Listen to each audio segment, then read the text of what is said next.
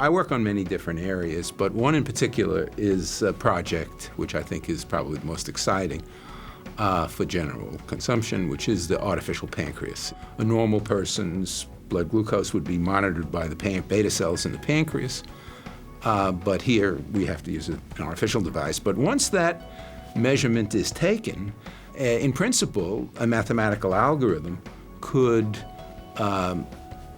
be designed to drive the process of administering the insulin.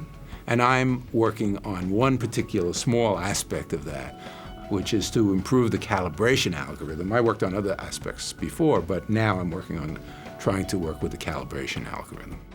So I study corporate strategy, which really involves how companies decide which businesses they want to participate in and which businesses they don't want to participate in. I think that the idea of companies changing and companies evolving is something that's really relevant, especially in the time that we live in, that companies need to have as a core competence the ability to change. And so understanding what can go wrong throughout this process is important for managers to understand and have a grasp of. I work in two different areas. One area focuses on incentives within organizations and between organizations. Then I have a separate field of research that tries to incorporate some psychological insights into economics. Once we understand the kind of biases that we're subject to, we're much more likely to avoid repeating these biases. My general area of interest is on questions that are at the intersection of the areas of statistics and economics and computer science. And one of my high-level goals is to obtain human-level performance with computers. So things like speech recognition, computer vision, pattern recognition, and these are tasks which are notoriously difficult for computers to do. And the reason is these tasks are fundamentally statistical tasks where we basically get noisy data coming in, and we don't have a very clear idea how to construct algorithms that actually solve these problems.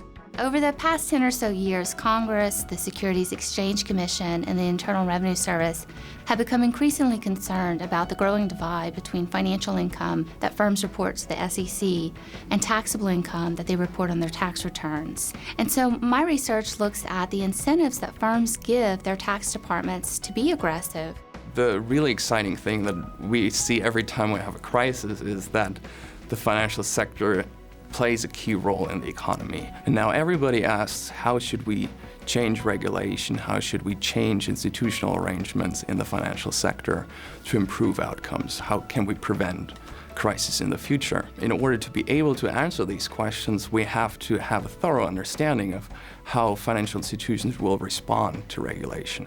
For high-dimensional data, the noise is usually so large that no signal emerges if you apply those traditional methods. Therefore, it's important to develop new methods that can extract the relatively weak signal outside the vast amount of noise. My research is mainly focusing on developing method that is mathematically rigorous to do this task, to extract that weak signal.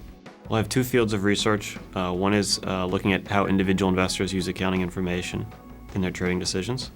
And then the other one is looking at asset-backed securities, like mortgage-backed securities and credit risk. And so what we find is that if the mortgages default or they change risk, it's the actual originator that bears the risk. It's not the outside investors. So these off-balance sheet transactions, even though they're not on the financial statements, they are relevant for assessing the firm's risk in terms of credit ratings and bond yields and stock prices. I'm studying communication in the context of takeovers. Takeovers are definitely one of the most important events that can happen during the life cycle of a corporation. I think that my research is meaningful only if I can say something which is beyond on what is on the surface. Everyone is excited about China and India. But the thing is, there's little academic research understanding why is R&D attractive to be conducted in China and India, given all the constraints. So my research looks at innovation and R&D in China and India and other emerging markets, and tries to understand what are the constraints and what are the opportunities for conducting R&D in emerging markets like China and India.